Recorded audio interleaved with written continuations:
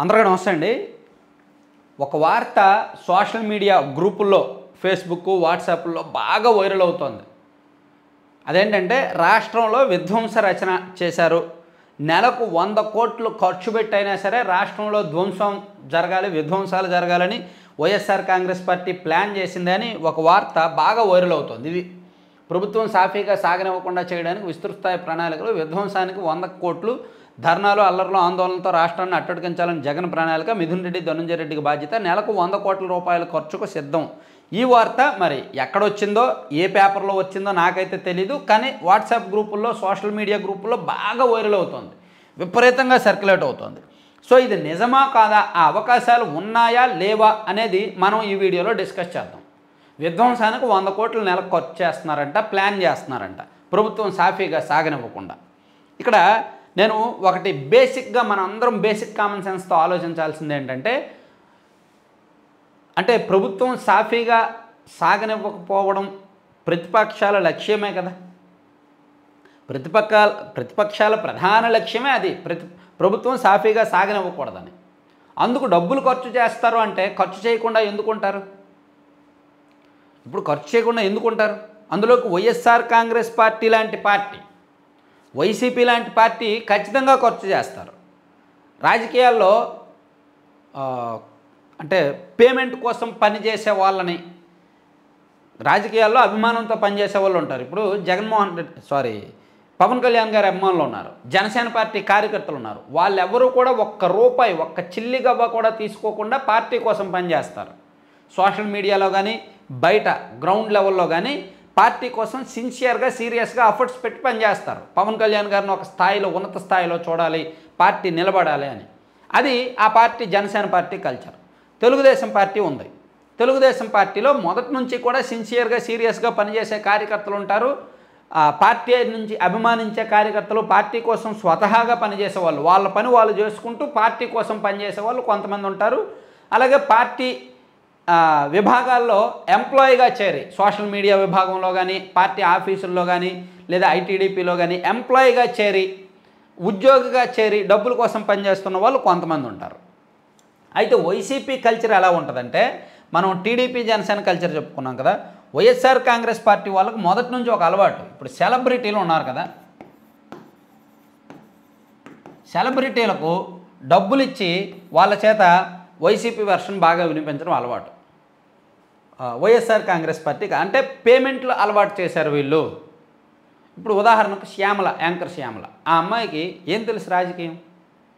Jaganmohan Reddy guarantee అభిమానం ఉంటే ఉండొచ్చు. ఆ అభిమానాన్ని తను చాటుకోవడానికి తను ప్రచారం చేసుకోవడంలో తప్పులేదు. కానీ ఆమె ఎన్నికలకు ముందు బాగా అతి చేశారు. ఎన్నికలకు రిజల్ట్స్ రావడం ముందు వరకు బాగా అతి చేశారు. రిజల్ట్స్ వచ్చిన తర్వాత అయ్యో నేను పొరపాటు చేశాను, నన్ను వదిలేయండి అని చెప్పారు. ఆవిడ రావడానికి కారణం ఏంటి? కేవలం పేమెంట్. ఆవిడకు సెలబ్రిటీ, సోషల్ మీడియా ఇన్ఫ్లుయెన్సరు కాబట్టి ఆమెకి ఎంతో కొంత డబ్బులు ఇస్తే పార్టీకి ప్రయోజనం చేకూరుద్దని. అలాగే మరొక వల్గారిటీ మాట్లాడుద్ది మరొక అమ్మాయి, ఆవిడ ఉంది, ఆవిడ పేరు కూడా నేను ఎత్తనులే, అనవసరం. సో ఆవిడ కూడా అంతే, డబ్బుల కోసం పనిచేస్తుంది. కేవలం డబ్బులు నెల నెల వాళ్ళకి ఎంతో కొంత పార్టీ నుంచి అమౌంట్ వెళ్తుంది. సో ఆమె ఫేస్బుక్లో లైవ్లు ఇచ్చుకుంటూ, యూట్యూబ్లో లైవ్లు ఇచ్చుకుంటూ, ట్విట్టర్లో కొన్ని ట్వీట్లు చేసుకుంటూ తెలుగుదేశం పార్టీని బదనాం చేస్తూ ఒక ప్రాపగండా క్రియేట్ చేస్తూ ఉంటారన్నమాట. ఇలా వైఎస్ఆర్ కాంగ్రెస్ పార్టీ కొంతమందిని ఐడెంటిఫై చేశారు, సోషల్ మీడియా ఇన్ఫ్లుయెన్సర్స్ని. వాళ్ళకు నెలవారీ పేమెంట్లు వెళ్తాయి. అలాగే YCP social media even party ఓడిపోయినప్పటికీ స్ట్రాంగ్గానే ఉంది. పార్టీ ఓడిపోయినప్పటికీ వాళ్ళ బడ్జెట్లు వాళ్ళకి వెళ్తున్నాయి, బడ్జెట్ విషయంలో ఆపలేదు. అంటే సోషల్ మీడియా పరంగా ప్రభుత్వం మీద విషప్రచారం చేయడానికి బడ్జెట్ ఉంది. గతంలో ఎన్నికలకు ముందు నెలకు 200 కోట్ల వరకు ఖర్చు పెట్టేవాళ్ళు.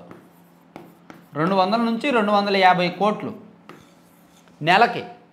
రకరకాల యూట్యూబ్ ఛానళ్ళు, రకరకాల వెబ్సైట్లు, రకరకాల సోషల్ మీడియా ఇన్ఫ్లుయెన్సర్లు, రకరకాల పేజీలు, ఇవన్నీ మెయింటైన్ చేయడానికి 200 నుంచి 250 కోట్లు వైఎస్ఆర్ కాంగ్రెస్ పార్టీ కోసం పనిచేస్తాయి. వీళ్ళు టీడీపీ మీద, జనసేన మీద బురద జల్లడమే వీళ్ళ పని, వీళ్ళ మధ్య చిచ్చు పెట్టడమే పని. సో ఇప్పుడు ఎన్నికలు అయిపోయినాయి, పార్టీ ఓడిపోయింది కాబట్టి ఈ బడ్జెట్ని తగ్గించారు, 80 నుంచి 100 కోట్లు చేశారు నెలకి. ఇందులో ఏంటి ఇంత భారీ బడ్జెటా అని మీకు ఆశ్చర్యం రావచ్చు. ఎస్, భారీ బడ్జెటే. ఎందుకంటే ఎన్ని పేజీలు ఉన్నాయి? 10,000కు పైగా పేజీలు ఉన్నాయి ఫేస్బుక్లో వైఎస్ఆర్ కాంగ్రెస్ పార్టీ అనుకూలంగా. 10,000కు పైగా పేజీలు. అంతెందుకు ఇప్పుడు ఉత్తరాంధ్ర నవ్వు ఉంది. ఉత్తరాంధ్ర నవ్వు అంటే ఏంటి? వాళ్ళు ఆ ఏరియా రిలేటెడ్ ఆ ప్రాంతానికి సంబంధించి ఏదైనా వార్తలు చెప్పాలి. కానీ ఆ పేజీలో చూడండి, వచ్చే వార్తలన్నీ కూడా ప్రభుత్వానికి వ్యతిరేకంగా ఉంటాయి. ఎక్కడెక్కడో జరుగుతున్న అంశాలు ఉంటాయి.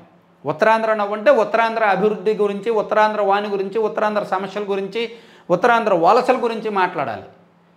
ఉత్తరాంధ్రలో సుజల స్రవంతి లేదా అనకాపల్లి జిల్లాలో చెరుకు రైతుల సమస్యలు, లేదా శ్రీకాకుళం జిల్లా నుంచి వలసలు, లేదా విజయనగరం జిల్లాలో ఆ ప్రాజెక్టుల గురించి, దాని గురించి మాట్లాడాలి.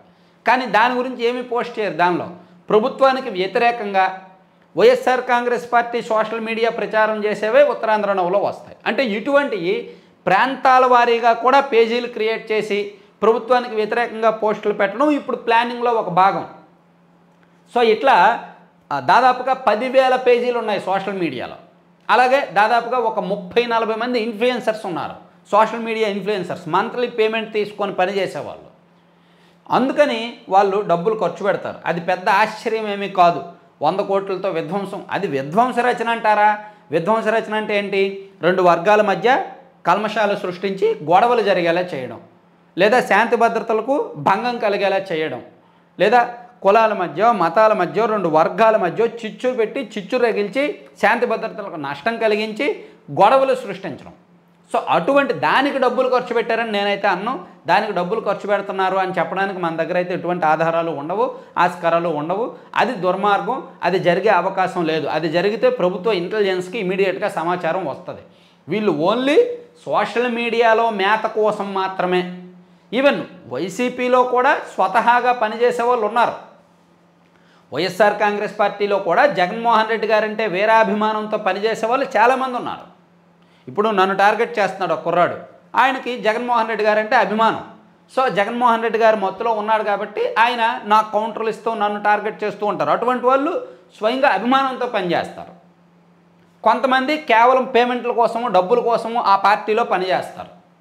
అలా సోషల్ మీడియా ఇన్ఫ్లుయెన్సర్స్ని పట్టుకున్నారు. సో దానికోసం బడ్జెట్ పెడతారు తప్ప విధ్వంస రచనకో లేదంటే శాంతి భద్రతలకు అఘాతం కలిగించాలనో డబ్బులు అయితే ఖర్చు పెట్టరు. అది అంత దిగజారుడు ఉండదు. అది జరిగే అవకాశం కూడా లేదు. అది జరిగితే ఇంటెలిజెన్స్కి ఈజీగా సమాచారం తెలుస్తుంది కాబట్టి ఆదిలోనే ఆపేస్తారు. అది ఇంకా చాలా పెద్ద క్రైమ్ అవుద్ది. కాబట్టి అంతవరకు దిగజారరు. కేవలం సోషల్ మీడియా కోసం మాత్రమే బడ్జెట్ ఖర్చు పెడతారనడం సహేతుకం అన్నమాట. సో అందుకని ఈ 100 కోట్ల ఖర్చు అనేది, విధ్వంస రచనకు 100 కోట్ల ఖర్చు అనేది చాలా పెద్ద అంశం. మనం దాని గురించి ఎక్కువ ఆలోచించడం కూడా అనవసరం. సో ఇప్పుడు వరకు జరుగుతున్న కల్చర్ అదే, దాన్నే కొనసాగిస్తారు అంటే సరిపోద్ది. Thank you.